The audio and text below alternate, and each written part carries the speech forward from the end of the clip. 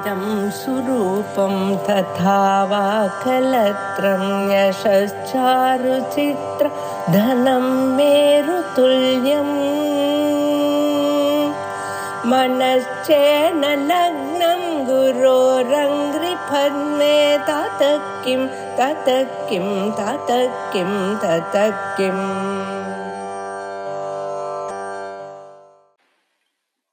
मङ्गलश्लोकः वागीशाद्या सुमनसः सर्वार्थानामुपक्रमे यं नत्वा कृतकृत्या स्युः तं नमामि गजाननं गुरुर्ब्रह्मा गुरुर्विष्णुः गुरुर्देवो महेश्वरः गुरुः साक्षात् परं ब्रह्म तस्मै श्रीगुरवे नमः। यत्कृपालेशमात्रेण पुरुषार्थचतुष्टयं प्राप्यते तमहं वन्दे गोविन्दं भक्तवत्सलम् अनन्तगुणसम्पन्नम् अनन्तभजनप्रियम् अनन्तरूपिणं वन्दे गुरुमानन्दरूपिणम्। வேதஹ தர்மே பிரமாணம் அப்படின்னு ஆரம்பிச்சார். அதுல வேதஹா அப்படிங்கிறது விதி மந்திர நாமதேய நிஷேத அர்த்தவாதா அப்படின்னு இந்த 5 விதமான பிரிவுகளை கொண்டதா இருக்கு. அதுல விதி பாகத்துக்கு நேரடியாக தர்மத்துல பிராமாண்யம் எப்படின்னு சொல்லி கொடுத்துட்டார். அடுத்ததாக இந்த உத்தர பாகத்தினுடைய ஆரம்பத்துல மந்திர பாகா எப்படி தர்மத்துல பிரமாணம் ஆகிறது அப்படிங்கிறதையும் சொல்லி கொடுத்துட்டார். இப்போ அடுத்ததாக நாமதேயம் இருக்கே, இந்த நாமதேயத்திற்கு, அதாவது நாமதேயம்னா என்னது? தர்ஷபூர்ணமாசாபியாம் ஸ்வர்க காமோ யஜேதன்னு வாக்கியம் இருக்கு.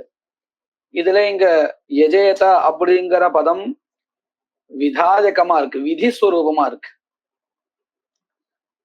அடுத்ததாக இந்த தர்ஷபூர்ண மாசன்னு ஒரு பதம் இருக்கே, இது என்ன பண்றது அப்படின்னு கேட்டா அந்த கர்மாவிற்கு பெயராக இருக்கிறது. ஏன் இந்த பெயர் எதுக்கு? இது இல்லாமலே வெறும்னே எஜேதான்னு இருந்தாலே போதுமே அப்படின்னு கேள்வி கேட்டா நம்ம என்ன பதில் சொல்லுவோம்? இந்த தர்ஷபூர்ண மாச பதம் இல்லைன்னா வெறுமனே எஜேதான்னு இருந்தால் எந்த யாககான்னு நமக்கு தெரியாத போயிடும்.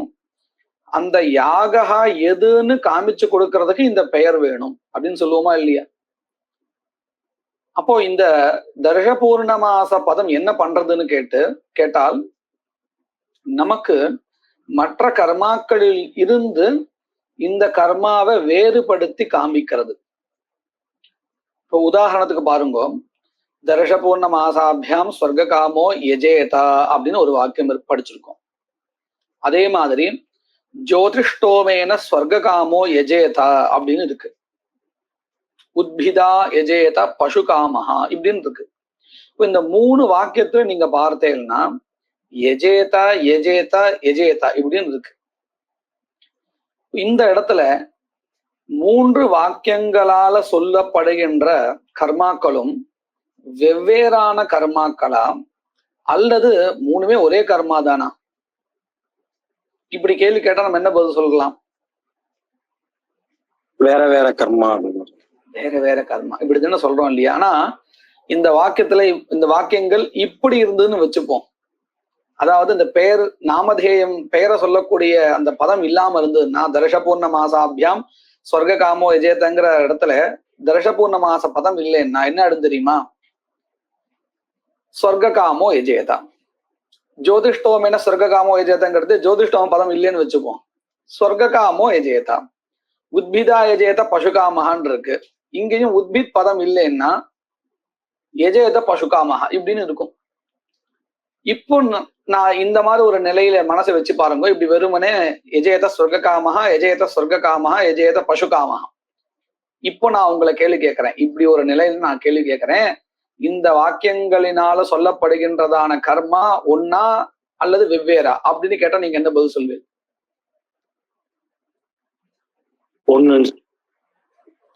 ஒண்ணுன்னு சொல்லுவோம், அல்லது தெரியலையே அப்படின்னு சொல்லிடுவோம் இல்லையா? ரெண்டுத்தையும் ஏதோ ஒண்ணு சொல்லுவோம். எல்லாத்தையும் எஜேத தான் இருக்கு, அப்போ ஒரே கர்மா தான் அப்படின்னு சொல்லிடுவோம். அல்லது தெரியலையே சந்தேகமா இருக்கே அப்படின்னு சொல்லுவோம். இதே நம்ம அந்த பெயரு சேர்த்து சொன்னா சந்தேகமே இல்லை, தனித்தனி கர்மா அப்படின்னு தெரிகிறது. அப்போ இந்த நாமதேய பதங்கள் என்ன பண்றது அப்படின்னு கேட்டா, இந்த விதி எதை விதிக்கிறதோ, எந்த கர்மாவை விதிக்கிறதோ அந்த கர்மாவை மற்ற கர்மாக்களில் இருந்து பிரிச்சு காட்டுறது. இதத்தான் நம்ம என்ன சொல்றோம், விதேய அர்த்த பரிச்சேதக சப்த. நாமதேயம் அப்படிங்கிறது பெயர் அப்படிங்கிறது விதேய அர்த்த பரிச்சேதகம் பவதி நாமதேயம். என்ன அர்த்தம் இதுக்கு? விதேயா யஹா அர்த்தஹா. அர்த்தஹான்னா இங்க கர்மா. விதிக்கப்படுகின்றதான கர்மா எது உண்டோ அந்த கர்மாவை பிரித்து காட்டுகிறது, பிரிப்பதாக இருக்கிறது எது? இந்த நாமதேயம். அப்போ இத நம்ம என்ன சொல்லலாம், விதேய அர்த்த பரிச்சேதகம் பவதி நாமதேயம். அப்போ இந்த நாமதேயத்துக்கு என்னடா பிரயோஜனம் அப்படின்னு கேட்டா, இதுதான் பிரயோஜனம். எது? மற்ற கர்மாக்களிலிருந்து இது பிரிச்சு காட்டுறது இல்லையா, இதுதான் இதனுடைய பிரயோஜனம். அத சாஸ்திர பாஷையில எப்படி சொல்லலாம் அப்படின்னு கேட்டா, விதேய அர்த்த பரிச்சேதகதயா பிரயோஜனவத்வம் நாமதேயஸ்ய. நாமதேயஸ்ய அதாவது தர்ஷபூர்ணமாசௌ ஜோதிஷ்டோமஹ உத்பித்யாகஹ இப்படிங்கிறதான ஒவ்வொரு நாமதேயம் இருக்கே, பெயர், இவைகளுக்கு விதேயமாக இருக்கக்கூடிய, அதாவது விதியினால் விதிக்கப்படுகின்றதான அர்த்த பதத்துக்கு கர்மன் அர்த்தம், விதிக்கப்படுகின்றதான கர்மாவை பிரித்து காண்பிப்பது என்பதுதான் பிரயோஜனம். இதை நம்ம எப்படி சொன்னோம் சாஸ்திரிய பாஷையில? விதேய அர்த்த பரிச்சேதகதயா அர்த்தவத்வம். அர்த்தவத்தன பிரயோஜனவத்வம். இங்க ரெண்டு விதமான அர்த்த பதத்தை நான் உபயோகப்படுத்துறேன். விதேய அர்த்த பரிச்சேதகதையான்னு சொல்றேன். இந்த இடத்துல இந்த அர்த்த பதத்துக்கு கர்மான்னு அர்த்தம். இதுக்கப்புறம் இதே வாக்கியம் நான் கடைசியில சொல்லும் பொழுது எப்படி முடிக்கிறேன் பாருங்க. விதேய அர்த்த பரிச்சேதகதையா அர்த்தவத்வம் அப்படின்னு சொல்றேன் இல்லையா. இப்ப இந்த இடத்துல இந்த அர்த்தவத்வம்ங்கிறது அர்த்த பதம் பிரயோஜனத்தை குறிக்கிறது. அப்படின்னா என்ன அர்த்தம் வருது? இந்த நாமதேயங்கள் விதேயமாக எந்த கர்மாக்கள் இருக்கின்றனவோ அந்த கர்மாக்களை மற்ற கர்மாக்களில் இருந்து பிரித்து காண்பிப்பது என்கின்றதான அர்த்தத்தை, அதாவது பிரயோஜனத்தை கொண்டவைகளாக இருக்கின்றன அப்படின்னு அர்த்தம். இப்போ நாம இந்த விஷயத்த, அதாவது மேற்கொண்டு என்ன விஷயம் சொல்ல போறாலோ அதை ஒரு வாக்கியத்துல நம்ம புரிஞ்சுட்டோம். அதாவது கடைசி நிலையில வரக்கூடியதான ஒரு விஷயத்தை நாம முதல்ல தெரிஞ்சுட்டோம். எதுக்காக அப்படின்னா, மேற்கொண்டு படிக்கும் பொழுது நமக்கு குழப்பமே வரக்கூடாது, தெளிவா புரியணுங்கிறதுக்காக. சரி, இதை எப்படி நிரூபிக்கிறா கிரந்தத்துல அப்படிங்கிறத நாம இப்ப பார்க்கலாம். பாருங்க, நாமதேயானாம், நாமதேய பதங்களுக்கு வேதத்துல நம்ம அஞ்சு வகையா பிரிச்சுட்டோம் இல்லையா. அதாவது விதிகள் சிலது, சிலது அர்த்தவாதங்களா இருக்கு, சிலது நிஷேதங்களா இருக்கு, சிலது மந்திரங்களா இருக்கு. இப்போ நாம பார்க்க போறது நாமதேயங்களா இருக்கக்கூடிய பதங்கள். அவைகளுக்கு நாமதேயானாம் விதேய அர்த்த பரிச்சேதகதையா அர்த்தவத்வம். இந்த பங்கிக்கு நான் அர்த்தம் சொல்லிட்டேன். விதேயமாக இருக்கக்கூடிய, அதாவது விதிக்கப்படுகின்ற அர்த்த கர்ம பரிச்சேதகதையா, பரிச்சேதகம்னா பிரித்து காண்பிப்பதுன்னு அர்த்தம். பரிச்சேதகதையா அர்த்தவத்வம் பிரயோஜனவத்வம். அது எப்படின்னு விளக்கம் கொடுக்க போறார். ததாஹி உத்பிதா யஜேத பசுகாமஹா இத்யத்ர உத்பித் சப்தஹ யாகநாமதேயம். இப்ப பாருங்க, தத்னா ஜுஹோதி அப்படிங்கிற வாக்கியம் நம்ம பார்த்திருக்கோம். இந்த இடத்துல தத்னா அப்படிங்கிறதான திருத்தீயாந்த பதம் இருக்கு. இந்த திருத்தீயாந்த பதம் இருக்கிறதுனால நம்ம என்ன சொல்லிட்டு இருக்கோம், ததி கரணமாக இங்கே விதிக்கப்படுகிறது அப்படின்னு சொல்லிட்டு இருக்கோம் இல்லையா. இங்க நம்ம இந்த இடத்துல ஒரு வாக்கியம் படிச்சோம் இல்லையா, உத்பிதா யஜேத பசுகாமஹ அப்படின்னு. அங்கேயும் உத்பிதா அப்படிங்கிற பதமும் திருத்தீயா விபக்தியந்தமான பதமா இருக்கு. இப்போ தத்னா ஜுஹோதிங்கிறத வச்சுட்டு நம்ம பார்த்தோம்னா, இங்க உத்பிதா யஜேத அப்படிங்கிற இடத்துல நமக்கு என்ன தோணும், உத்பித் அப்படிங்கிற ஏதோ ஒரு திரவியம் இருக்கு போல இருக்கு. அந்த திரவியம் இங்கே கரணமாக விதிக்கப்படுகிறது. எப்படி தத்னா அப்படிங்கிற இடத்த திருத்தீயாந்த பதத்தை வச்சுண்டு நாம ததி இங்க கரணமாக விதிக்கப்படுறது அப்படின்னு நம்ம சொன்னோமோ, அத போல இங்கேயும் உத்பிதாங்கிற இடத்துல உத்பித் அப்படிங்கிற திரவியமானது இங்க விதிக்கப்படுறது அப்படின்னு நினைச்சுப்போம். ஆனா அப்படி கிடையாது. உத்பித் அப்படிங்கிற பதத்துக்கு லோகத்துல பிரசித்தமான எந்த ஒரு திரவியமும் அர்த்தமாக இல்லை. தத்னாங்கிற இடத்துல ததிங்கிற பதத்துக்கு பிரசித்தமான ஒரு அர்த்தா இருக்கு லோகத்துல, திரவியம், அதாவது தயிர் அப்படிங்கிறது.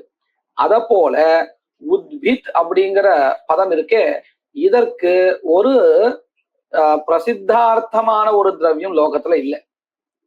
அப்ப இந்த உத்பித் அப்படிங்கிறதுக்கு என்ன அர்த்தம் அப்படின்னு கேட்டா, இந்த உத்பித் அப்படிங்கிறது இந்த யாகத்தினுடைய பெயர்.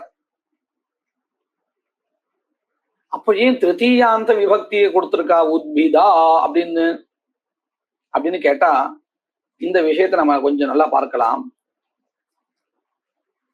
இந்த தத்னா ஜுஹோதி அப்படின்னு ஒரு வாக்கியம் நம்ம படிச்சோமே, இப்ப பார்த்தோமே, அது எந்த மாதிரியான விதி? உற்பத்தி விதியா இல்ல குண விதியா? எந்த மாதிரியான விதி அது? குணவிதி.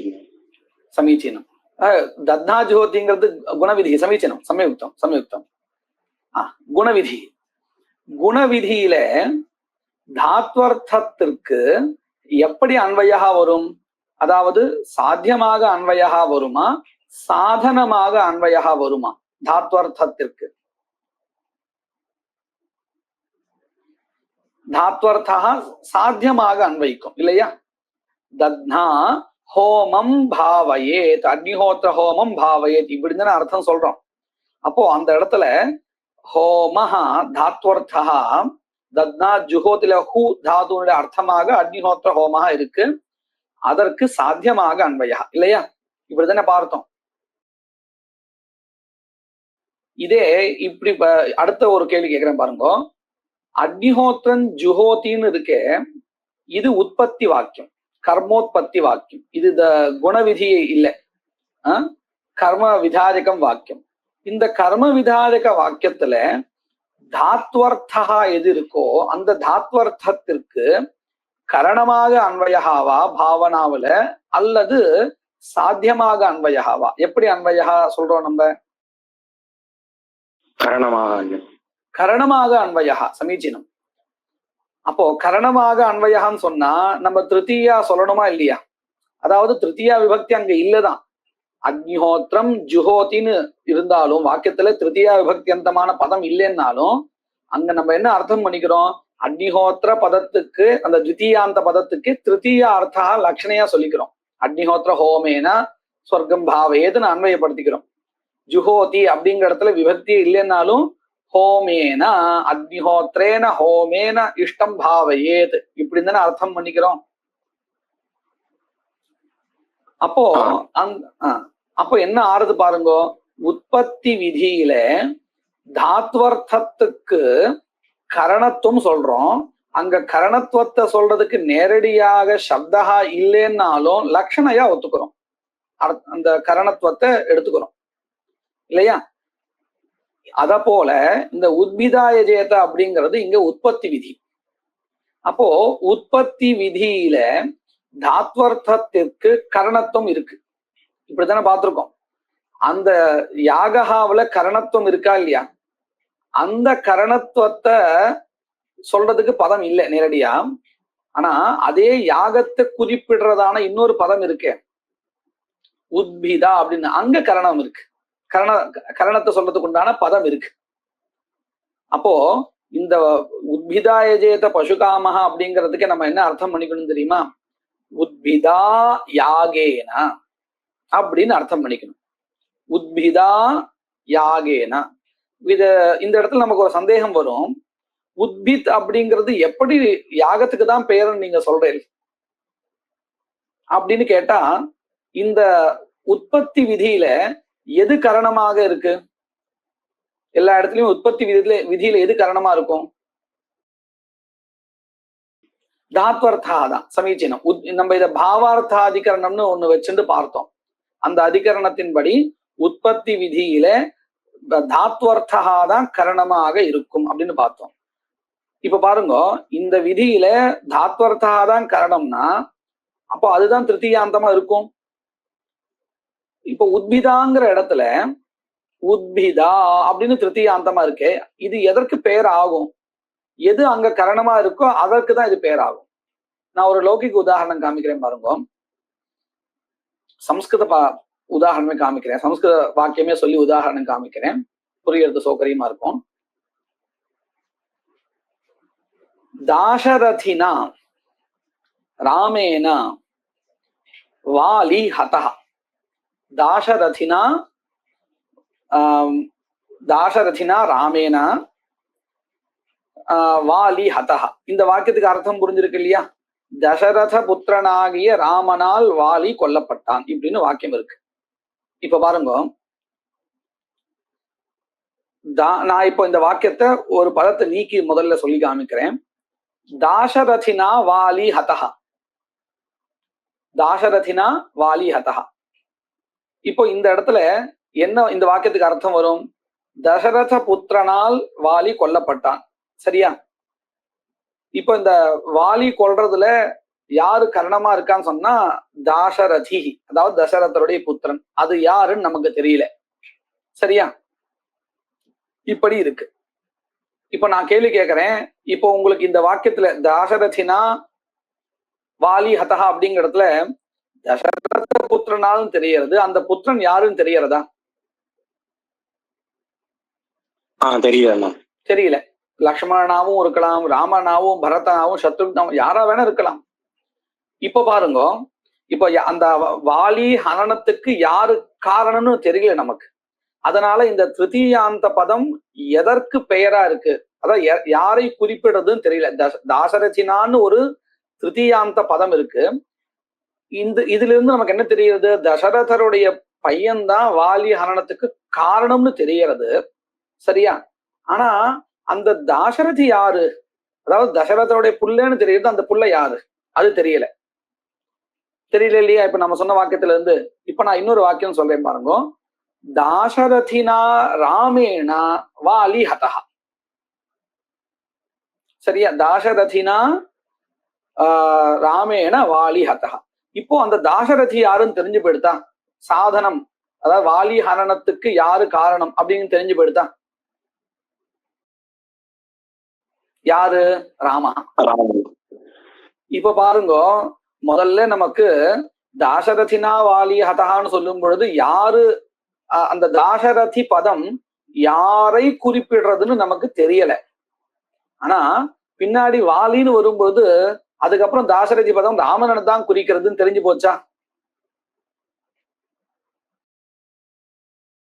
இப்ப அத போல நம்ம பிரகிருத உதாரணத்தை எடுத்து பார்ப்போம். உத்பிதா யஜேத பசுகாமகான் இருக்கு.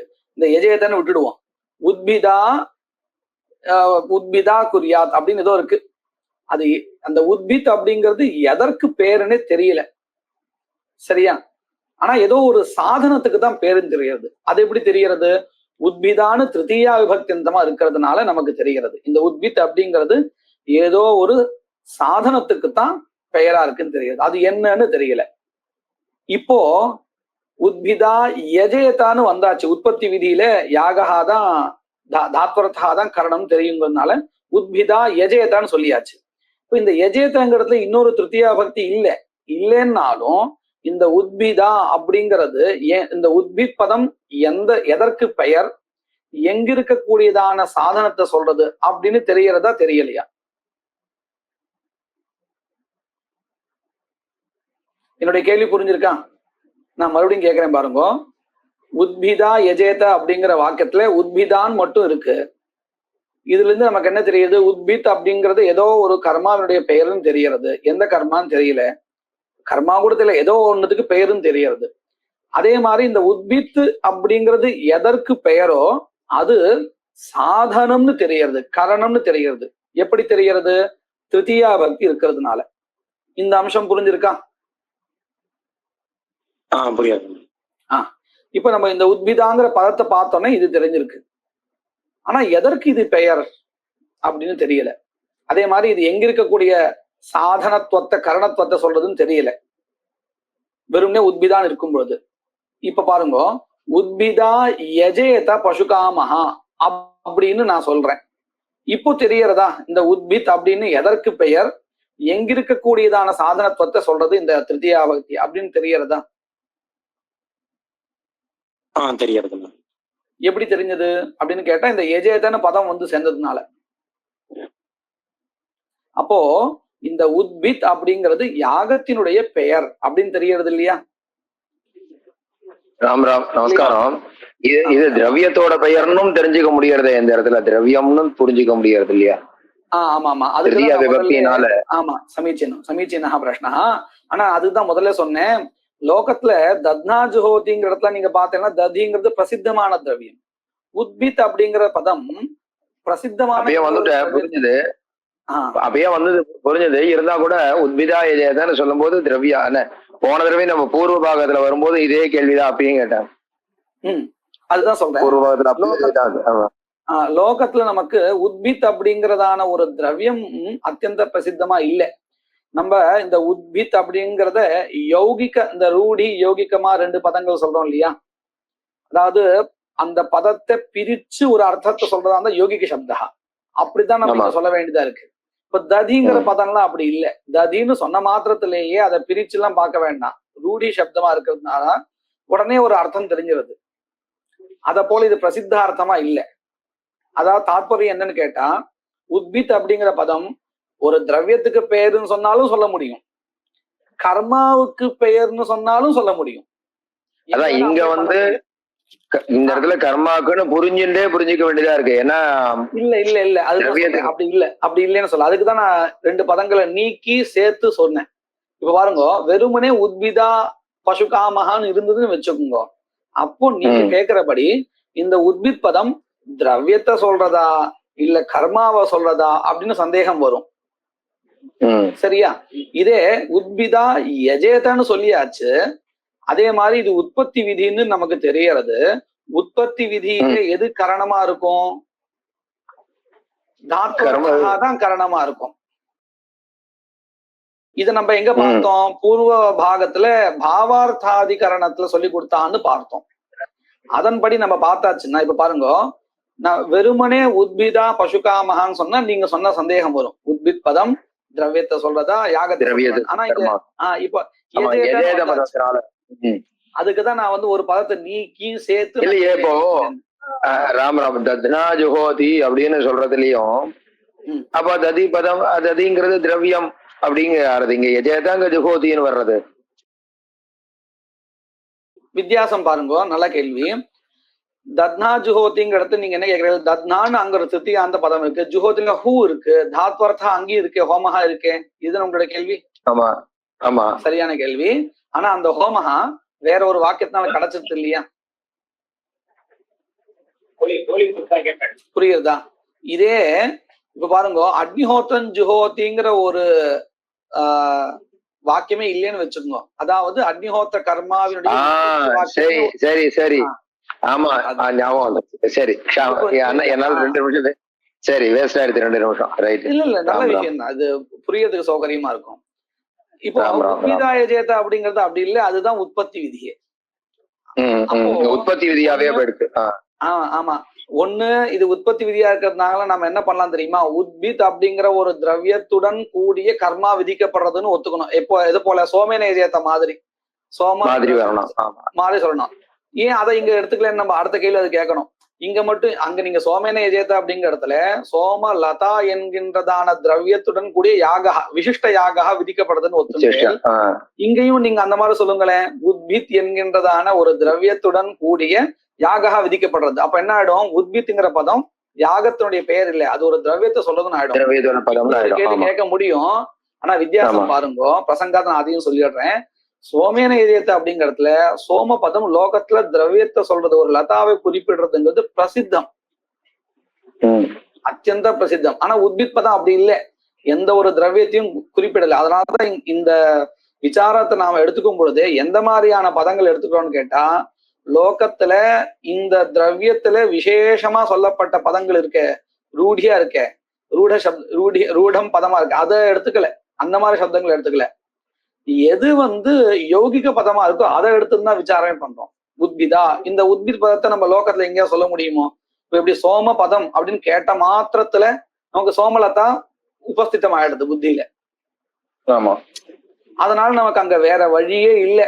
சோமலதாவுடன் கூடிய யாகா விதிக்கப்படுறதுன்னு விசிஷ்ட விதி ஒத்துக்க வேண்டியதா எடுத்து. ஆனா இங்க உத்பித் பதத்துல உத்பித் அப்படின்னு பதத்தை கேட்ட மாத்திரத்துல எந்த ஒரு திரவியமும் நமக்கு உபஸ்திதம் ஆகல. அப்படி உபஸ்திதம் ஆகாத பட்சத்துல நம்ம என்ன சொல்லலாம்? இந்த உத்பித் பதம் திரவியத்தை சொல்லல, இந்த கர்மா விதிக்கப்படுறத அந்த கர்மாவினுடைய பெயராக இது இருக்கிறது அப்படின்னு சொல்ல முடியுமா இல்லையா? அப்படி சொன்னா என்ன பிளஸ் பாயிண்ட் தெரியுமோ? இப்ப நம்ம இந்த ஷட்விதி பிரகாரம்னு படிச்சிருக்கோம். கர்மாவை மட்டும் விதிக்கிறதா இருந்தால் அது பிரதம விதி பிரகார. திரவியத்துடன் கூடிய கர்மா விதிக்கப்படுறதா இருந்தால் அது பஞ்சம விதி பிரகார. இந்த சாஸ்திரத்தின்படி முன்ன இருக்கிறது நல்ல பட்சம், அதாவது லகுபூதமான பட்சம், பின்னாடி போக போக துர்பலம். அப்படி பார்த்தால் உத்பித் அப்படிங்கிறது கர்மாவினுடைய பெயர்னு எடுத்திருந்தால் பிரதம விதி பிரகாரா கிடைக்கும், ரொம்ப லாபம். இதே சோமேன எஜேத மாதிரி இங்கேயும் உத்பித் என்கின்றதான திரவியத்துடன் கூடிய யாகா விதிக்கப்படுறதுன்னு விசிஷ்ட விதியை சொல்றதா இருந்தால் பஞ்சம விதி பிரகாரா. இன்னும் சொல்ல போனா ஷஷ்ட விதி பிரகாராவே வந்துடும். நல்லா பார்த்தா தெரியும். சோமேன எஜேத அப்படிங்கிறதுல பலன் சொல்லப்படல, திரவிய விசிஷ்ட யாகா தான் சொல்லப்படுது. அதனால பஞ்சம விதி பிரகாரா. இதே ஆறாவது விதி பிரகாரால திரவியத்துடன் கூடிய யாகா பலத்தை உத்தேசிச்சு விதிக்கப்படுமே ஆனால் அது ஆறாவது விதி பிரகாரா, கடைசி விதி பிரகாரா, ரொம்ப குருபூதம். அப்படி ஆயிடும் இதுவும். ஏன்னா உத்பிதா எஜேத பசுகாமகான்னு இருக்கிறதுனால. பசுகாமகான்றது இங்க அதிகப்படியா இருக்கு சோமேன எஜேத காட்டிலும். அப்போ இது வராது. அப்படின்னு இல்ல. இந்த கேள்வி சரியான கேள்விதான். இந்த திருத்தீய விதி பிரகாராக தத்னா ஜுஹோதிங்கிற மாதிரி தானே கேள்வி கேட்கல இல்லையா? அந்த மாதிரி விதி பிரகாரம் அக்னிஹோத்திரம் ஜுஹுயாத் சொர்க்க காமஹாங்கிற த்விதீய விதி பிரகாரம். அந்த த்விதீய விதி பிரகாரத்துக்கும் இதுக்கும் என்ன வித்தியாசம் நான் சொல்றேன் பாருங்க. கர்மா ஏற்கனவே கிடைச்செடுத்து கிடைச்ச கர்மாவை உத்தேசிச்சு பல சம்பந்தம் மாத்திரம் சொல்லப்பட்டால் அது த்விதீய விதி பிரகாரா. எதை போல? அக்னிஹோத்திரம் ஜுஹோதிங்கிற வாக்கியத்தினால கர்மா கிடைச்சிடுது. அதுக்கப்புறம் அந்த கிடைச்ச அக்னிஹோத்திர கர்மாவை உத்தேசிச்சு அக்னிஹோத்திரம் ஜுஹயா ஸ்வர்க காமஹாங்கிற வாக்கியம் ஸ்வர்க சம்பந்தத்தை சொல்றது. அப்போ அது த்விதீய விதி பிரகாரா. இதே கர்மாவும் கிடைக்கல, இன்னும் அந்த ஒரே வாக்கியம்தான் கர்மாவோட உற்பத்தியும் சொல்றது பல சம்பந்தத்தையும் சொல்றதா இருந்தால் அது ஆறாவது. நம்ம எந்த உதாரணம் பார்த்தோம்னா சௌரியம் சருண் நிர்வபேர் பிரம்மவர்ச்சச காமஹான்னு ஒரு உதாரணம் பார்த்திருப்போம். அந்த வாக்கியத்துல அந்த வாக்கியத்தை நீங்க பார்த்தேன்னா திரவியத்துடன் கூடிய யாகா பலத்தை உத்தேசிச்சு விதிக்கப்படுறது. ரெண்டாவதுல அப்படி இல்லை. ரெண்டாவது விதி பிரகாரத்தை கர்மா ஏற்கனவே கிடைச்சிருக்கும், அதை அனுவாதம் பண்ணி பல சம்பந்தம் மட்டும் சொல்லப்படும். இதே ஆறாவது விதி பிரகாரத்தை அப்படி இல்லை. கர்மாவும் அதே வாக்கியத்துலதான் விதிக்கப்படும், பல சம்பந்தாவும் அதே வாக்கியத்துலதான் விதிக்கப்படும். அந்த கர்மாவும் தனியா விதிக்கப்படாது, குணத்துடன் சேர்ந்து விதிக்கப்படும். இது ஆறாவது விதி பிரகாரா. இப்படி ஆயிடும். எப்போ? உத்பிதா எஜேத பசுகாமஹாங்கிற வாக்கியத்துல உத்பித் பதம் திரவிய போதகம் அப்படின்னு எடுத்திருந்தால் இல்லையா? இதே உத்பித் பதம் கர்மாவினுடைய பெயர் அப்படின்னு சொல்லியாச்சுன்னா இங்க எது விதிக்கப்படுறது? வெறும் கர்மா மட்டும்தான் விதிக்கப்படுறது. உத்பித் என்கின்றதான பெயரை கொண்ட கர்மா விதிக்கப்படுகிறது. அப்போ இது எத்தனாவது விதி பிரகாரத்துல வரும்? தசம விதி பிரகார. சமீச்சீனம். இப்ப புரிஞ்சது இல்லையா?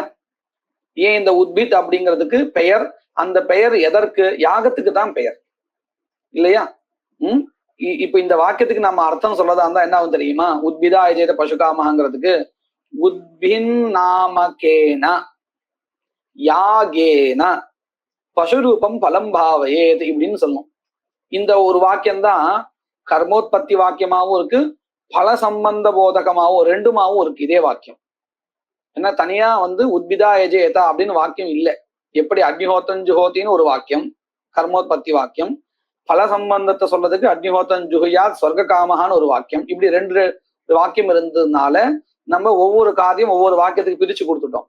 ஆனா இங்க ஒரே வாக்கியம் தான் இருக்கு, உத்பிதா யஜேத பசுகாமஹான்னு. அப்போ இந்த வாக்கியமே என்ன பண்ணும்? கர்மோத்பத்தியும் பண்ணும், உற்பன்னமான கர்மாவுக்கு பல சம்பந்தத்தையும் சொல்லி கொடுத்துரும். ரெண்டு வேலையும் இதே வாக்கியம் தான் பண்ணும். சரியா? இப்ப நான் இந்த பங்கியை படிக்கிறேன்.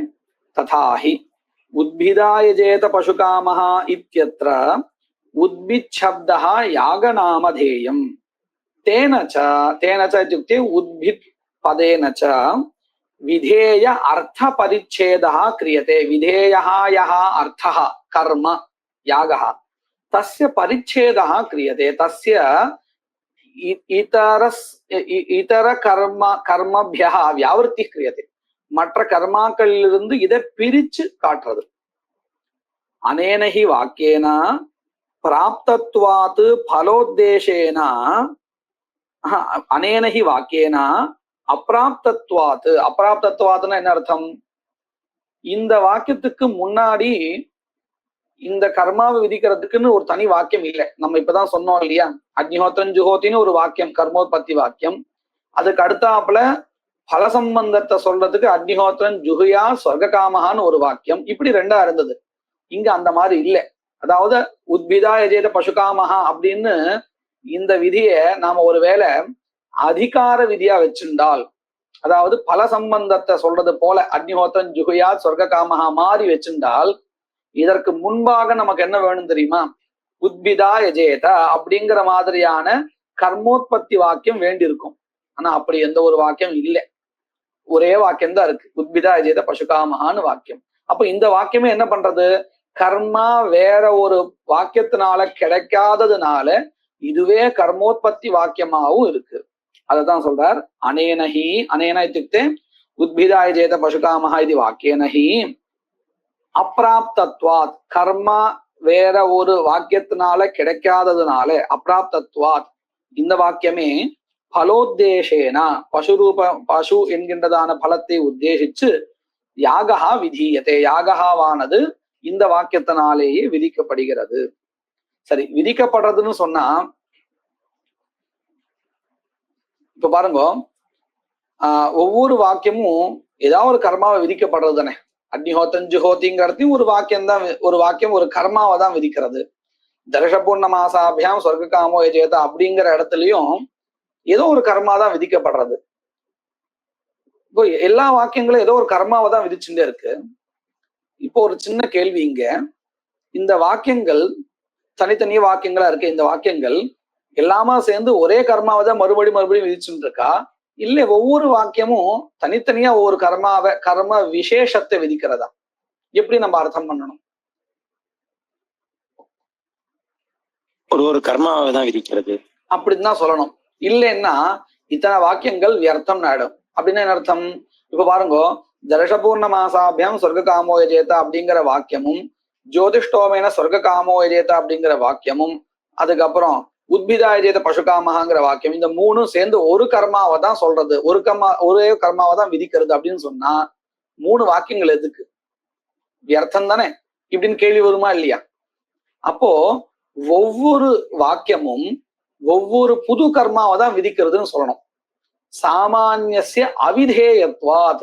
கர்ம சாமானியம் அப்படின்னு அர்த்தம், பொதுவா எல்லாம் ஒரே கர்மாவை தான் விதிக்கிறது அப்படின்னு சொல்ல முடியாது. ஒவ்வொரு வாக்கியத்திலையும் எஜேதன்னு இருந்தாலும், ஒவ்வொன்றும் பார்க்கறதுக்கு ஒரே மாதிரி இருந்தாலும் ஒவ்வொன்றும் புது கர்மாவை தான் விதிக்கிறது. அதை ஒத்துண்டு தானே ஆகணும். இல்லைன்னா இத்தனை வாக்கியங்கள் வேஸ்ட்னு ஆயிடும், வியர்த்தம்னு ஆயிடும். இந்த அம்சம் புரிஞ்சிருக்கு இல்லையா? இதத்தான் நமக்கு இங்க பந்தியை சொல்லி கொடுக்க பாருங்க. யாக சாமான்யஸ்ய அவிதேயத்வாத். ஒவ்வொரு வாக்கியத்திலையும் யாக சாமான்யம் அப்படின்னு அர்த்தம், எல்லாம் சேர்ந்து ஒரே கர்மாவை விதிக்கிறது அப்படிங்கிறது முடியாது. அதனால ஒவ்வொரு வாக்கியமும் யாக விசேஷா, ஒவ்வொரு வாக்கியத்தினாலையும் யாக விசேஷா ஏவ விதீயத்தை. ஒவ்வொரு வாக்கியம் ஒரு நூத்தனமான கர்மாவை தான் விதிக்கிறது. அப்போ நமக்கு கேள்வி வரும், அது என்ன கர்மா? அதுக்கு ஏதாவது பேர் உண்டா? எப்படி நம்ம அதாவது ஜோதிஷ்டோமென சொர்க்க காமோ யஜேதங்கிற வாக்கியத்தினால விதிக்கப்பட்ட கர்மாவை காட்டிலும் தர்ஷபூர்ண மாசாபியாம் சொர்க்க காமோ யஜேதாங்கிற வாக்கியத்தினால விதிக்கப்பட்ட கர்மா வேறு, எப்படி தெரிஞ்சுக்கிறது அப்படின்னு கேள்வி வரும் இல்லையா? அதுதான் சொல்றான்.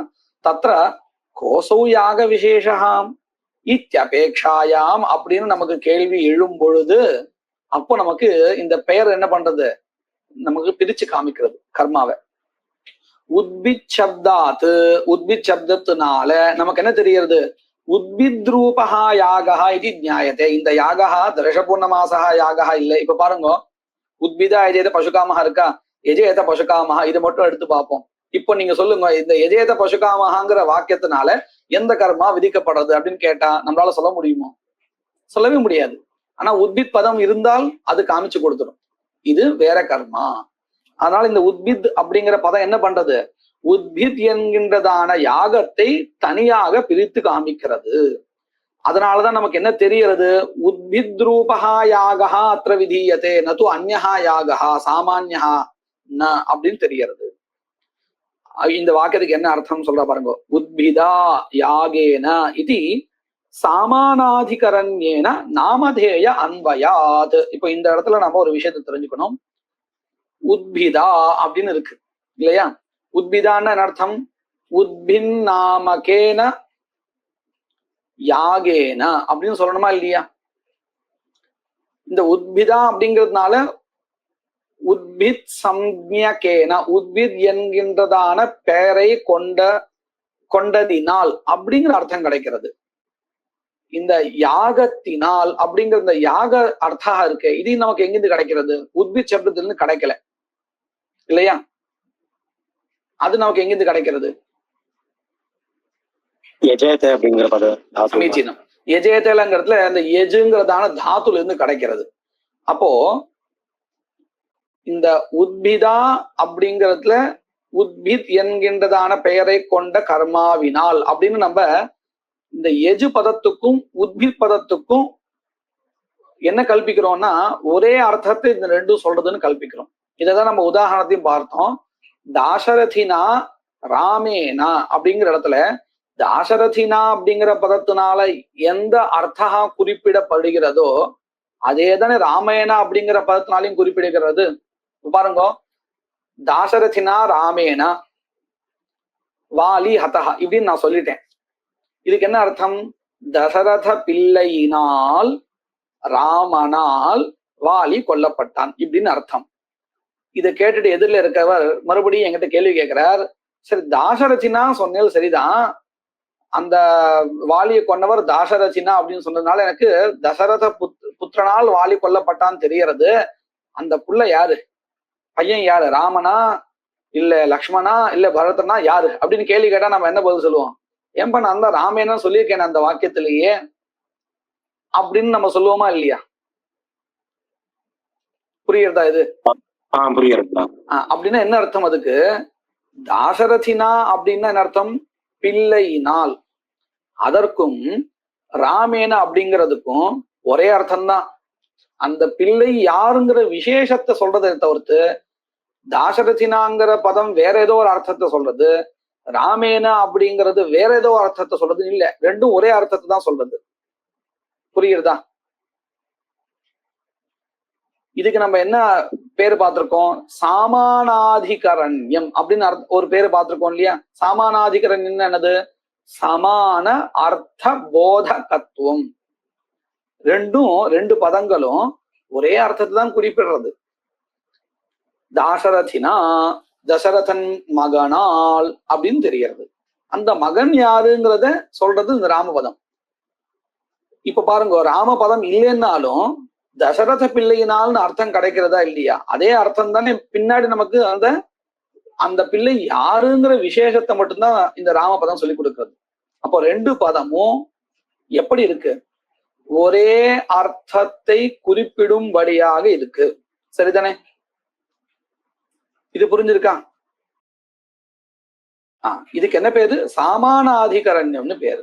இப்போ பிரகிருத வாக்கியத்திலையும் அப்படிதான் இருக்கு. உத்பிதா யாகேன அப்படின்னு சொன்னா உத்பித் என்கின்றதான பெயரை கொண்ட கர்மாவினால் அப்படின்னு அர்த்தம்.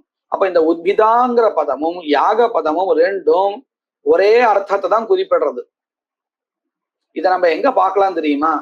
இப்போ இந்த தத்னா ஜுஹோத்தின்னு இருக்கு இல்லையா, இந்த இடத்த நீங்க பாருங்க. தத்னாங்கிற பதமும் ஜுஹோத்தில இருக்கக்கூடிய ஹூ பதமும் ரெண்டும் ஒரே அர்த்தத்தை கொடுக்கிறதா இல்ல வெவ்வேறு அர்த்தத்தை கொடுக்கிறதா?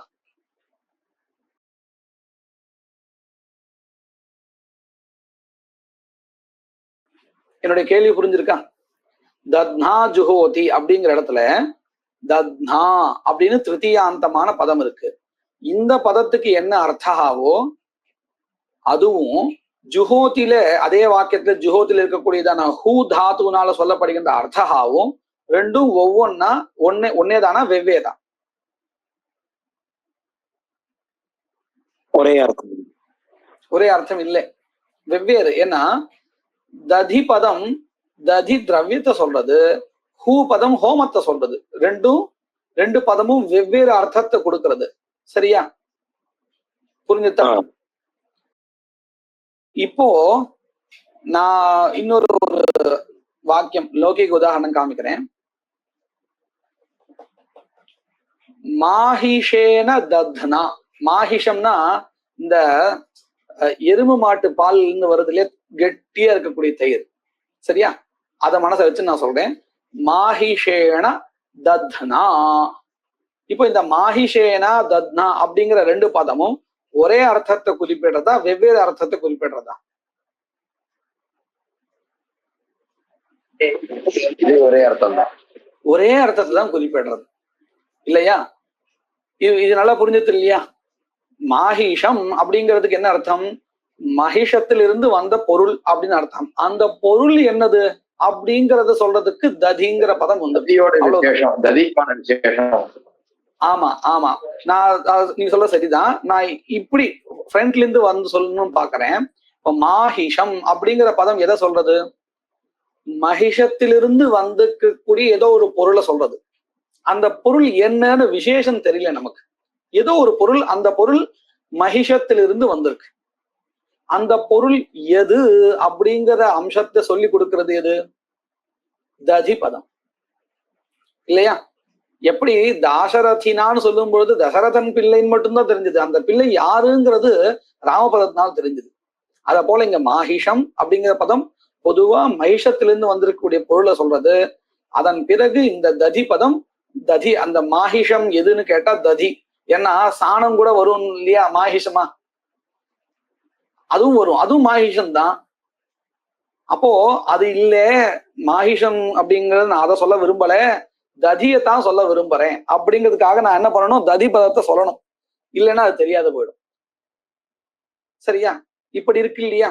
அப்போ பாருங்க, மாஹிஷேன தத்னான்னு நான் சொல்லும் பொழுது ரெண்டு பதமும் ஒரே அர்த்தத்தை குறிப்பிடுறதுன்னு சொல்றோம், ஒத்துக்கிறோம். இதே தத்னா ஜுஹோதின்னு சொல்லும் பொழுது ததி பதம் வேற ஒரு அர்த்தத்தை கொடுக்கிறது, ஹூ தாது வேற ஒரு அர்த்தத்தை கொடுக்கிறது, சாமானாதிகரண்யம் இல்லைன்னு சொல்றோம். அதாவது சமான அர்த்த போதகத்துவம் இந்த ரெண்டு பதங்களுக்கும் இல்லை அப்படின்னு சொல்றோம். இப்போ நம்ம இடம் பார்த்துதான் நம்ம இந்த பதங்கள் சமான அர்த்த போதகமா இருக்கு இல்ல அப்படிங்கறத முடிவு பண்றோம்.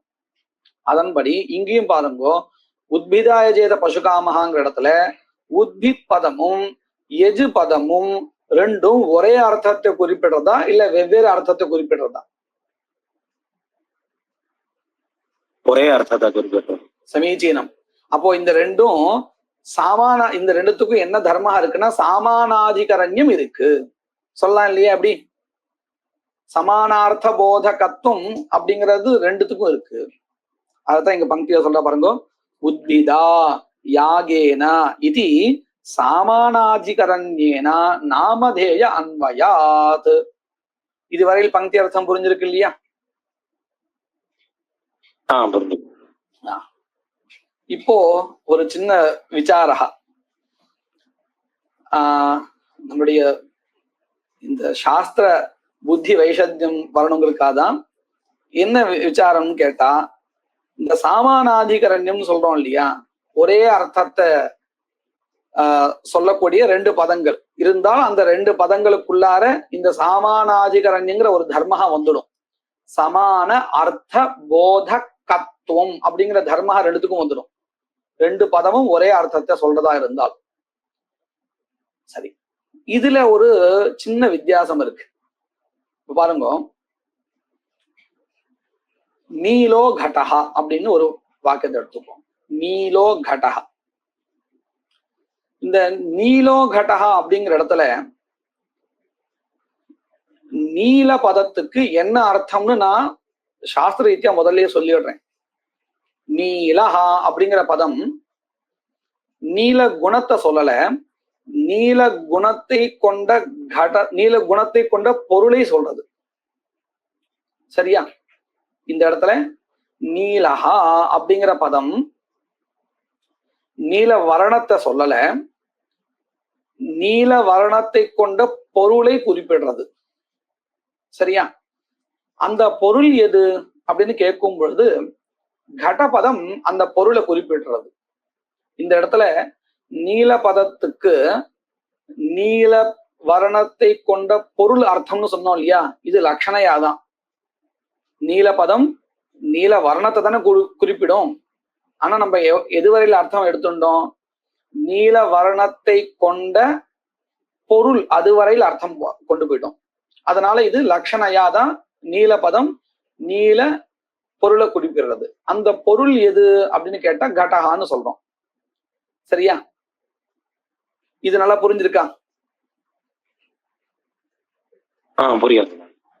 இந்த இடத்துல நம்ம கவனிக்கலாம், இந்த நீல பதத்துக்கு நாம மெனக்கட்டு நீல வர்ணத்தை கொண்ட பொருள் அதுவரையில் நாம ஏன் அர்த்தம் பண்ணிக்கிறோம்னு கேட்டா, இந்த கடஹான்னு பக்கத்துல இருக்கு இல்லையா, அதற்கும் இதற்கும் அபேத சம்பந்தம் வரணும். அபேத சம்பந்தம்னா என்னது? நீல பதமும் வர்ணத்தை அந்த நீல வர்ணத்தை கொண்ட பொருளை சொல்றது, கடபதமும் அதே பொருளை சொல்றது அப்படின்னு வரணுங்கிறதுக்காக தான் நம்ம இந்த லட்சணாவை பண்ணிட்டு சொல்லிடுறோம். சரியா? ஒரு ஸ்டெப் பேக்ல வச்சு பார்க்கலாம். இந்த நீல பதத்துக்கு இந்த இடத்துல மட்டும்தான் நீல கடஹான்னு அர்த்தம் வரும். அதாவது நீல பதத்துக்கு நீல வர்ணத்தை கொண்ட பொருள் அர்த்தம் வரும். இதே வெறுமனே இந்த கடபதம் இல்லாமல் நான் நீலஹா அப்படின்னு சொன்னேன்னு வச்சுக்கோங்க, இப்போ அதை எதை குறிப்பிடும் தெரியுமா? நீல வர்ணத்தை குறிப்பிடுமா, நீல வர்ணத்தை கொண்ட பொருளை குறிப்பிடுமா? வித்தியாசம் நல்லா பாருங்க. மறுபடியும் நான் கேள்வி கேட்கிறேன்.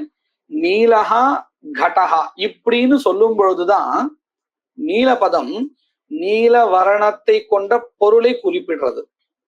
இதே இந்த கடபதத்தை சொல்லாம வெறுமனே நான் நீலஹா அப்படின்னு சொல்லிட்டேன்னு வச்சுக்கோங்க, அப்போ இந்த நீல பதம் எதை குறிப்பிடும்?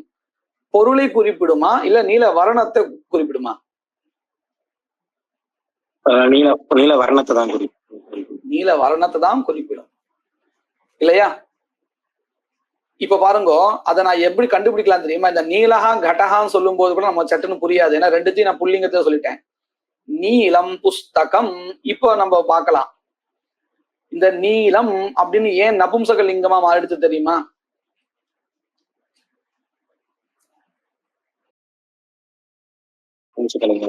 அந்த நீல பதம் வெறும் வர்ணத்தை குறிப்பிடல, அந்த வர்ணத்தை கொண்ட பொருளை குறிப்பிடுறதுன்னு சொன்னோம் இல்லையா? அந்த பொருளை சொல்ற பதம் நபும்சகலிங்க பதம், புஸ்தகங்கிறது. அதனாலதான் என்ன எடுத்து தெரியுமா? நீலம் புஸ்தகம்னு எடுத்து. இதே வெறும் வர்ணத்தை குறிப்பிடுகின்றதான பதமா இருந்தால் எப்பொழுதும் புல்லிங்கத்துல தான் வரும். இதை நம்ம எழுதி வச்சுக்கணும். ஏன்னா இது வெறும் இந்த சாஸ்திரத்துக்கு மட்டும் உபயோகப்பட்டது இல்லை, நம்ம லௌகிக விவகாரம் பண்ணும்போது கூட நமக்கு தேவை. குணே சுக்லாதயா பும்சி குணி லிங்காஸ்து தத்வதின்னு நமக்கு சாசனம். இது அமரகோஷத்தை வரக்கூடியது நியமா. இதுக்கு என்ன அர்த்தம் பாருங்க. குணே சுக்லாதயா பும்சி அப்படின்னா என்ன அர்த்தம்? குணங்களை மட்டும் நீங்க குறிப்பிடுறதா இருந்தால், வர்ணங்களை மட்டும் நீங்க குறிப்பிடுறதா இருந்தால் அந்த பதம் எந்த லிங்கத்துல வரும் தெரியுமோ? புல்லிங்கத்துலதான் வரும். ரக்தஹா பீதஹா ஹரிதஹா இப்படின்னு சொன்னா இதெல்லாம் வர்ணங்களை குறிப்பிடுறதுன்னு அர்த்தம். இதே இந்த சப்தங்கள் வர்ணத்தை கொண்ட பொருளை குறிப்பிடுமே ஆனால் அப்போ என்ன பண்ணணும் தெரியுமா? அந்த பொருளை சொல்லுகின்ற சப்தகா எந்த லிங்கத்துல இருக்குன்னு பார்க்கணும். பார்த்துட்டு நம்ம அதுக்கேற்றபடி மாத்திடணும். உதாரணத்துக்கு கடஹான்னு இருந்து வச்சுக்கோங்க, கடங்கிற பொருளை சொல்ற அந்த பதம் புல்லிங்க பதம். அதனால நம்ம என்ன பண்றோம்? நீலஹா கடஹா ரக்தஹா கடஹா சொல்லிடுவோம். இதே லதா அப்படின்னு இருந்து வச்சுக்கோங்க, ஸ்ரீலிங்க சப்தா. அப்ப நம்ம என்ன பண்ணணும் தெரியுமா? ரக்தா, லதா, நீலா, ரதா இப்படின்னு ஸ்ரீலிங்கத்தை மாத்திடணும். ஏன்னா அங்க நீலங்கிற பதமோ ரக்த பதமோ வெறும் வர்ணத்தை குறிப்பிடல, வர்ணத்தை கொண்ட பொருளை குறிப்பிடுறது. குணே குணே சுக்லாதய பும்சின்னு பார்த்தாலே இது என்னது? குணி லிங்காஸ்து தத்பதி. குணி அப்படின்னு அர்த்தம். குணத்தை கொண்டது குணி, வர்ணத்தை கொண்டது வரணி. அந்த வரணி சொல்லக்கூடிய வரணியை சொல்லக்கூடியதான பதம் எந்த லிங்கத்துல இருக்கோ அந்த லிங்கத்துல இந்த பதங்கள் மாறி போயிடும். அதே மாதிரி வந்துடும். அப்போ நமக்கு என்ன தெரிகிறது? இந்த வர்ணங்களை சொல்லுகின்ற பதங்கள் இருக்கே, அது வர்ணங்களை மட்டும் சொல்றதாக இருந்தால் புல்லிங்கத்தை வந்துடும். வர்ணங்களை கொண்ட பொருளை குறிப்பிடுறதா இருந்தால் அந்தந்த லிங்கத்துக்கு ஏற்றபடி மாறிடும். இது நல்லா மனசுல ஆச்சா இந்த நியமஹா?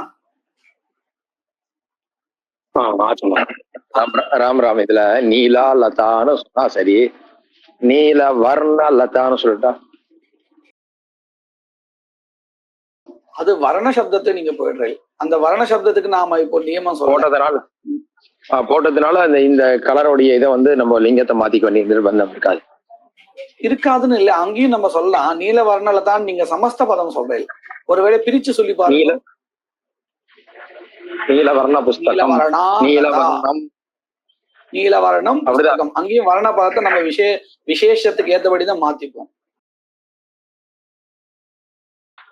ஆனா நான் சொன்ன இப்ப இந்த நியமங்கள் வந்து இந்த வர்ண பதத்தை வச்சுட்டு இல்ல, நேரடியாக வர்ணத்தை குறிப்பிடக்கூடிய இந்த வர்ண பதம் நேரடியாக எந்த வர்ணத்தையும் குறிப்பிடாது. நீல, பீத்த இந்த பதங்கள் தான் வர்ணங்களை குறிப்பிடும் இல்லையா? வர்ண பதம் நேரடியா எந்த வர்ணத்தையும் குறிப்பிடாது. இப்ப நம்ம வந்து ரத்த கட்டம் ஆணையன்னு சொல்றது பதிலா வர்ண கட்டம் ஆணையன்னு சொல்ல மாட்டோம். ஆமா, வர்ண பதம் நேரடியா அந்த வர்ணங்கிற 2 அக்ஷரம் வர்ணங்கிற பதத்தை சேர்த்துட்டதுனால இந்த இந்த இதுக்கு கலர் இங்க நீலா ரக்தங்கிறதுக்கான புல்லிங்கமோ லிங்கத்தையோ மாத்திக்க வேண்டிய அவசியம் இருக்காது. இல்ல மாத்தணும். அங்க நீல வரணம், அதான் நீல வரணம், நீல வஸ்திரம், நீல. ஆனா அங்க தித்தியாந்தமா சொல்றோம். நபும்சகம் வரும் பொழுது நீலவரணம் புஸ்தகம் அஸ்தி, நீலவரண புஸ்தகம் அஸ்தின்னு சொல்ல மாட்டோம். அங்கேயும் கூட சொல்ல மாட்டோம். சரி சரி. இப்போ இது ஆழத்து இல்லையா? இப்போ நம்ம கவனிக்க வேண்டிய விஷயம் இது. இந்த இப்போ இவ கிரந்தக்கார சொல்ல வந்த விஷயம் எதுன்னு கேட்டா, இப்ப பாருங்க, நீலஹா கடஹான்னு சொல்றோமா இல்லையா? இந்த நீலஹா கடஹான்னு சொல்லும் பொழுது நீல பதம் எத்தகையதான பதமா நம்ம சொன்னோம்? நீல வர்ணத்தை கொண்ட பொருளை குறிப்பிடுறதுன்னு கொண்டு போனோம் இல்லையா? இந்த நீல பதத்துக்கு இந்த இடத்தை விட்டாலும் கூட தனியா இன்னொரு ஒரு அர்த்தம் இருக்கு. அதாவது வர்ணஹா அர்த்தா இருக்கு. சரியா? தாத்பரியம் நல்லா பார்த்துக்கோங்க. இந்த இடத்துல நாம வந்து என்ன பண்றோம்? சாமானாதிகரண்யம் சொல்றதுக்காக நீல பதத்துக்கே நீல வரணம் கொண்ட பொருள் அப்படின்னு அர்த்தம் பண்ணிட்டோம். கட பதத்துக்கு அந்த பொருள் என்னங்கிறத சொல்றதாக அந்த அர்த்த விசேஷத்தை பொருள் எதுங்கிறத காமிக்கிறதுக்காக கட பதத்தை சொல்லிட்டு இருக்கோம். இப்ப நீங்க நல்லா பாருங்க, இந்த இடத்தை விட்டாலும் கூட நீல பதத்துக்கு வேற ஒரு அர்த்தம் இருக்கா இல்லையா? இந்த இடத்த நம்ம லட்சணையா என்ன பண்றோம்? நீல பதத்துக்கு நீல வர்ணம் கொண்ட பொருள் வரையில் அர்த்தம் பண்ணிட்டோம். இந்த இடத்த விட்டுடுங்க. இந்த இடத்த விட்டாலும் கூட நீல பதம் சுதந்திரமாக ஒரு அர்த்தத்தை சொல்றதுக்கு சாமர்த்தியம் உடையதா இருக்கா இல்லையா? கேள்வி புரிஞ்சிருக்கா? ஆமா, புரியுது. புரியுது இல்லையா? சுதந்திரமா ஒரு அர்த்தத்தை கொடுக்கறதுக்கு சாமர்த்தியம் உடையதா இருக்கு. அதாவது என்ன தாத்பரியம்? சாமானாதிகரண்யமா இருக்கும் பொழுதுதான் அது ஒரு அர்த்தத்தை கொடுக்கும், தனியா எந்த ஒரு அர்த்தத்தையும் கொடுக்காது அப்படிங்கிறது இல்லை. நீலபதம் இந்த இடத்த விட்டாலும் சுதந்திரமா அது ஒரு அர்த்தத்தை கொடுக்கறதுக்கு யோக்கியமா தான் இருக்கு இல்லையா? ஆனா இந்த உத்பிதா யஜேதன் நம்ம படிக்கிறோம் இந்த இடத்துல. இந்த இடத்த வச்சு பாருங்க, உத்பிதா யஜேத பசுகாமகான்னு இந்த சாமானாதிகரண்யம் ரெண்டுத்துக்கும் இருக்கு இல்லையா? உத்பித் பதத்துக்கும் எஜு பதத்துக்கும். உத்பித் அப்படிங்கிறது பெயர், எஜுங்கிற எஜுங்கிறது அந்த பெயரை கொண்ட கர்மாவை குறிப்பிடுறது. இப்படி இந்த ரெண்டும் சேர்ந்து இல்லைன்னா வச்சுக்கோங்க, உத்பித்துன்னு தனியா இருந்தால் அந்த உத்பித் பதம் ஏதாவது ஒரு பொருளை கொடுக்குமா, பொருளை சொல்லுமா? உத்பித்துங்கிற சப்தா ஏதாவது ஒரு பொருளை குறிப்பிடுமா தனியாக அப்படின்னு என்னுடைய கேள்வி. புரிஞ்சுக்க நான் இன்னொரு தடவை கேட்கணுமா? தனியா எந்த ஒரு பொருளையும் கொடுக்காது. வித்தியாசம் புரிஞ்சுதா? நீலோகடகாங்கிற இடத்துல நீலபதம் இந்த இடத்துல இல்லைன்னாலும் வேற இடத்துல தனியா அது அந்த சப்தகா ஒரு பொருளுக்கு சொல்றதுக்கு சமர்த்தகாவா இருக்கு. ஆனா இங்க உத்பித் பதம் இந்த இடத்த விட்டா சாமானாதிகரணம் இல்லைன்னா தனியா ஒரு பொருளை கொடுக்கறதுக்கு யோக்கியமா இல்லை. இந்த ரெண்டு வித்தியாசம் நல்லா மனசுல இருக்கு இல்லையா? புரியாது. அப்போ இந்த சாமானாதிகரண்யம்னு நம்ம ரெண்டுத்தையும் ஒரே மாதிரி சொல்லிட்டு இருக்கோம். அதாவது நீலோ கடகாங்கிற இடத்துலயும் சாமானாதிகரண்யம் இருக்கு, உத்பிதாயஜேத பசுகாமஹா அப்படிங்கிற இடத்துலயும் ஒரு சாமானாதிகரண்யம் இருக்கு. ரெண்டு இடத்துலயும் சாமானாதிகரண்யம் இருக்கு. ஆனா அதுல நம்ம இன்னும் கொஞ்சம் உள்ள போய் பார்த்தால் இந்த வித்தியாசம் தெரிகிறது. ஒரு இடத்துல சாமானாதிகரண்யம் சொல்றோமே, அந்த இடத்துல பதமானது சேர்ந்திருந்தாலும் அர்த்தத்தை கொடுக்கறது, தனியா வேற அர்த்தத்தையும் கொடுக்கறது. லட்சணையா இங்க நீலபதம் நீல வர்ணத்தை கொண்ட பொருளை குறிப்பிடுறது, தனியாவும் நீலபதம் ஒரு வர்ணத்தை குறிப்பிடுறது. இப்படி இருக்கு. ஆனா உத்பித் பதம் அப்படி இல்லை. ரெண்டு இடத்துலயும் சாமானாதிகரண்யம்னு சொன்னாலும் இந்த ஒரு பேதம் இருக்கா இல்லையா? இத புரிய வைக்கிறதுக்கு இப்போ கிரந்தக்காரர் ஆரம்பிக்கிறார். ரெண்டு இடத்தையும் சாமானாதிகரண்யம் இருக்கு, ஆனால் அதுல இப்படி ஒரு பேதகா இருக்கு. சரியா? இத சொல்ல போறார் பாருங்க. தஸ்யச்ச அப்படின்னு சொன்னா உத்பித் சப்தஸ்யச்ச யஜினா சாமானாதிகரண்யம் வர்த்ததே நாஸ்தி, இது நான் வர்த்ததே. சாமானாதிகரண்யம் இருக்கு, ஆனா எதை போல இல்லை அப்படின்னு கேட்டா ந நீலோத்பலாதி சப்தவத்து. நீலோத்பலம்ங்கிற நான் இப்ப நீலோ கடகான்னு உதாரணம் சொன்னேன். கிரந்தக்காரர் நீல உட்பலம், நீலம் உட்பலம் அப்படின்னு இடத்தை எடுத்துருக்கார். உட்பலம் சொன்னா அது புஷ்பத்து சொல்லக்கூடியது, குமுதப்பூ. இந்த நீல உட்பலம் அப்படிங்கிற இடத்துலயும் நீலோ கடகான்னு என்ன இருந்ததோ அதே மாதிரிதான் இவன் நபும்சகலிங்கத்தை எடுத்து சொல்றாரு. அவ்வளவு வித்தியாசம், வேற எந்த வித்தியாசமும் இல்லை, அதே அர்த்தவர்ணம் தான். நீலோத்பலம்ங்கிற இடத்துலயும் சாமானாதிகரண்யம் இருக்கு, உத்பிதாயஜேத பசுகாமகாங்கிற இடத்துலயும் சாமானாதிகரண்யம் இருக்கு, உத்பித் பதத்துக்கும் யாக பதத்துக்கும். ஆனால் நீலோத்பலம்ங்கிற இடத்துல எந்த மாதிரியான சாமானாதிகரண்யம் இருக்கோ அந்த மாதிரியான சாமானாதிகரண்யம் இங்க இல்லை. இங்க இல்லைன்னு அர்த்தம் உத்பிதாயஜேத பசுகாமகாங்கிற இடத்த இல்லை. ஏன் இல்லை அப்படின்னு கேட்டா, அந்த இடத்துல நீலபதம் இந்த நீலோத்பலங்கிற இடத்துல விட்டாலும் நீலபதம் தனியா ஒரு அர்த்தத்தை கொடுக்கறதுக்கு யோக்கியமா இருக்கு. இங்க உத்பித் பதம் அப்படி இல்லை. இதுதான் வித்தியாசம். சரியா? பங்கி அர்த்தம் புரிஞ்சிருக்கா? தஸ்யச்ச உத்பித் சப்தஸ்ய யஜினா சாமானாதிகரண்யம் ந நீலோத்பலாதி சப்தவத் வர்த்ததே. அந்த மாதிரி இல்லை, இங்க இருக்கு ஆனா அந்த மாதிரி இல்லை. அப்படின்னா என்ன அர்த்தம்? அங்க என்ன வித்தியாசம் வந்துருது அப்படின்னு கேட்டா, தத்ரஹின்னு சொன்னா நீலோத்பலம் இத்யத்ரஹி உத்பல சப்தஸ்ய அர்த்தாத் உத்பலாதன்யஹ நீல சப்தஸ்ய வாச்யார்த்தः அஸ்தி. பாருங்க, உத்பல சப்தஸ்ய அர்த்தாத் உத்பலாதன்யஹ. இது பாருங்க, நீலோத்பலம் அப்படின்னு சொன்னோமா இல்லையா? நீலோத்பலம்ங்கிற இடத்துல சாமானாதிகரண்யம் இருக்குன்னு நம்ம முதல்ல பார்ப்போம். நீலம் அப்படிங்கிற பதம் எதை குறிப்பிடுறது? நீல வர்ணத்தை கொண்ட ஒரு பொருளை குறிப்பிடுறது, அதாவது உட்பல புஷ்பத்தை தான் குறிப்பிடுறது. சரியா? உட்பல பதம் எதை குறிப்பிடுறது? உட்பல புஷ்பத்தை குறிப்பிடுறது. நீல பதம் நீல வர்ணத்தை கொண்ட ஒரு பொருளை குறிப்பிடுறது. அந்த பொருள் எது? புஷ்பம். அப்போ நீல பதமும் கூட உட்பல புஷ்பத்தை தான் குறிப்பிடுறது, உட்பல பதமும் புஷ்பத்தை தான் குறிப்பிடுறது. இந்த அம்சம் புரிஞ்சிருக்கா? அப்போ இந்த இடத்துல நீலோத்பலம்ங்கிற இடத்துல நீல பதத்துக்கு என்ன அர்த்தம்? நீல வர்ணம் கொண்ட புஷ்பம்னு அர்த்தம். சரியா? இப்போ இந்த நீலபதம் உட்பல புஷ்பத்தை இந்த இடத்துல குறிப்பிடுறது. இந்த இடத்துல இந்த பதத்துக்கு நீல வர்ணம் கொண்ட உட்பல புஷ்பம்னு அர்த்தம். இதை காட்டிலும் இந்த உட்பல புஷ்பங்கிற அர்த்தத்தை காட்டிலும் வேற ஒரு அர்த்தா நீல பதத்துக்கு இருக்கா இல்லையா?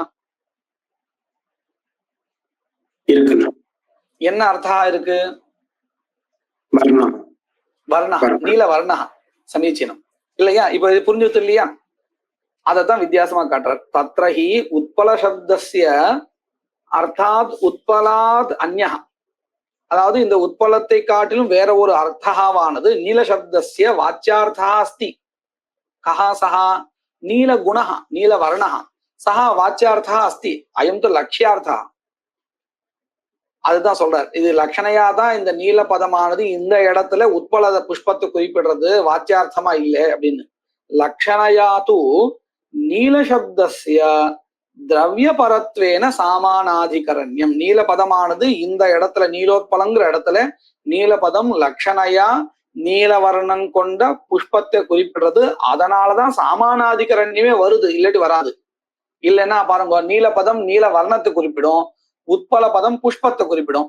வர்ணமும் புஷ்பமும் ஒண்ணா, அப்போ சாமானாதிகரண்யம் வராது. அந்த சாமானாதிகரண்யம் வர்றதுக்காக என்ன பண்ணணும்? நீலபதம் நீல வர்ணம் கொண்ட புஷ்பத்தை குறிப்பிடுறது, பொருளை குறிப்பிடுறது, அது உட்பல புஷ்பம்னு இந்த பதம் சொல்லணும். அப்போ சாமானாதிகரண்யம் கிடைக்கும். இது புரிஞ்சுதான்? அந்த அத போல இப்ப இங்க இல்லைன்னு காமிக்கணும். அதை காமிக்கிறார். உத்பித் சப்தஸ்ய தூ யஜ்யவகத யாக விசேஷாத் ந அன்யா வாச்சியார்த்தா அஸ்தி. இப்ப பாருங்க, இந்த உத்பித் பதம் எஜு பதத்தோடு சேர்ந்து இருந்தால் அப்போ நமக்கு என்ன கிடைக்கும்? உத்பித் பதம் யாகத்தினுடைய பெயர் அப்படிங்கிற அர்த்தம் கிடைக்கும். இந்த யாகத்தோட சேர்ந்து இல்ல, தனியா நீங்க உத்பித் அப்படின்னு சொல்லுங்க. இதுக்கு என்ன அர்த்தம்னு கேட்டா நான் என்ன பதில் சொல்றது? சொல்ல முடியாது. தனியா ஒரு அர்த்தம் இல்லை. இப்ப வித்தியாசம் நல்லா புரிஞ்சுதான். நீலோத்பலங்கிற இடத்துலயும் சாமானாதிகரண்யம் இருக்கு. ஆனா அங்க அந்த நீலபதத்துக்கு இந்த இடத்த விட்டாலும் வாச்சியார்த்தம் வேற இருக்கு. ஆனா இங்க அப்படி இல்லை. வித்தியாசம் நல்லா புரிஞ்சுதான்.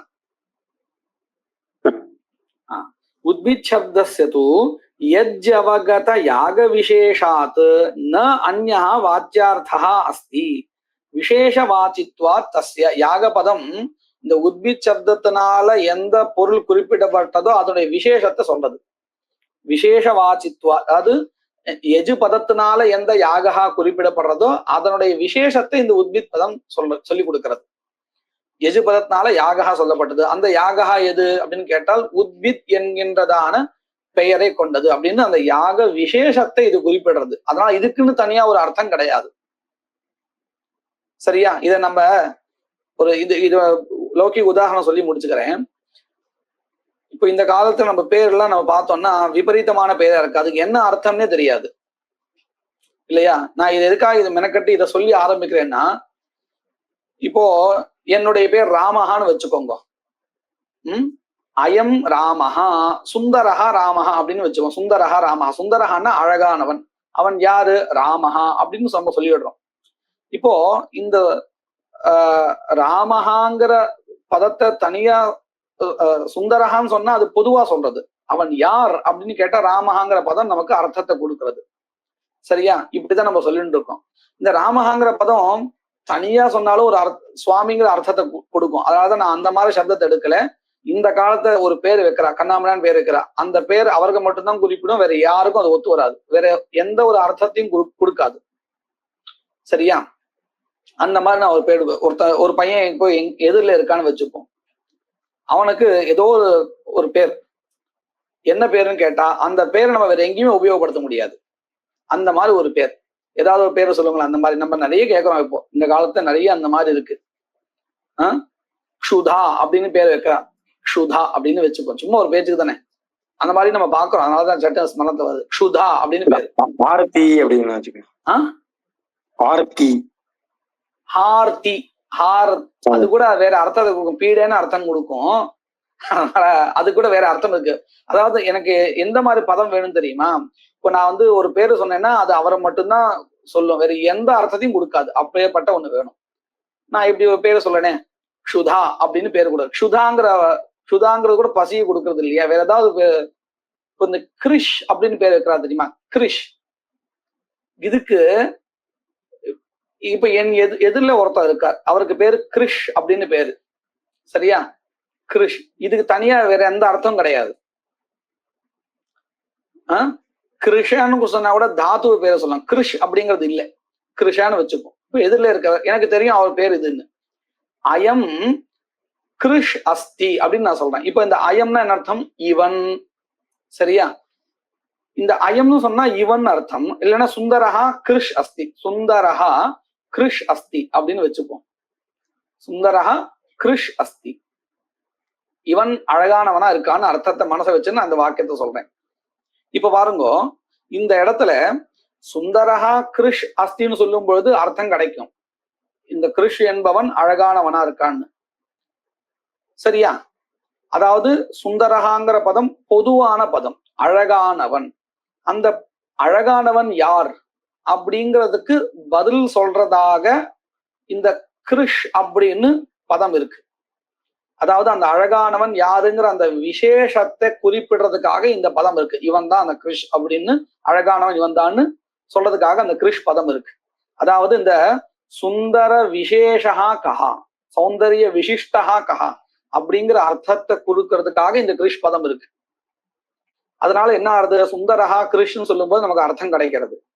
இதே சுந்தரஹாங்கிற பதத்தை எடுத்துருவோம், வெறுமனே கிருஷ் அப்படின்னு சொன்னா இந்த கிருஷ் பதம் ஏதாவது அர்த்தத்தை குறிப்பிடுமா?